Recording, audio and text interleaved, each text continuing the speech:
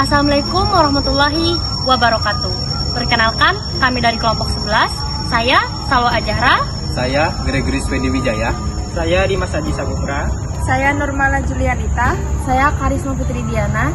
Baik, jadi di sini kami akan melihat secara langsung interaksi antara makhluk hidup yang ada di sekitar sini. Interaksi antara manusia dan nyamuk adalah bentuk simbiosis parasitisme yang mekanismenya cukup kompleks. Interaksi ini melibatkan sensor nyamuk yang dapat melacak panas tubuh manusia. Ketika mendarat, nyamuk memberi anestesi dalam bentuk air liur dan antikoagulan untuk mengencerkan darah dan menembus pertahanan tubuh manusia. Sistem kekebalan tubuh merespon dengan gatal dan bentol-bentol. Ini merupakan interaksi saporitisme, adalah bentuk interaksi ketika jamur hidup dengan menguraikan bangkai kayu atau kayu yang sudah mati dan memanfaatkannya sebagai sumber makanan. Pada proses ini, jamur mengeluarkan enzim untuk memecah senyawa kompleks seperti selulosa, hemiselulosa, dan lignin menjadi zat yang lebih sederhana sehingga bisa diserap.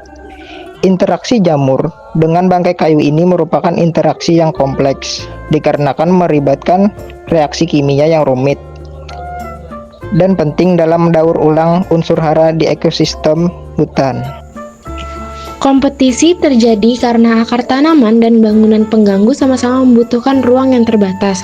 Akar berusaha tumbuh dan mencari air tetapi terhalang oleh tembok atau struktur keras. Akibatnya akar terhambat sementara bangunan bisa terdorong atau retak.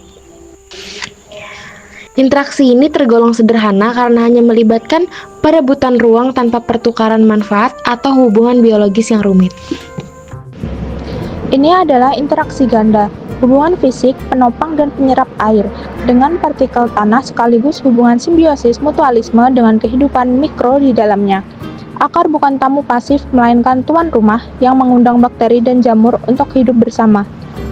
Mengapa kompleks? Karena terjadi transaksi ekonomi dan komunikasi kimiawi. Akar tidak sekedar menyedot nutrisi, tapi aktif menciptakan pasar atau rhizosfer. Ia mengeluarkan gula untuk menggaji pasukan mikroba yang sebagai gantinya bekerja keras menambang mineral tanah yang sulit dijangkau untuk diserahkan kembali ke tanaman. Interaksi serasa dan detrivator itu komponen utamanya yang pertama daun gugur, bangkai, terus dia itu berfungsi sebagai sumber energi dan nutrisi. Terus organisme yang memakan serasa itu adalah cacing tanah, kaki seribu, yang mana melakukan fragmentasi atau memecah serasa untuk memulai dekomposisi. Mereka itu adalah hubungan antara makan dan dimakan atau serasa lalu detrivator. Detrivator itu adalah mempercepat daur ulang nutrisi dengan memecah serasa menjadi potongan yang lebih kecil. Terus kompleksitasnya itu adalah jaringan makanan detrital yang dianggap sebagai kompleks.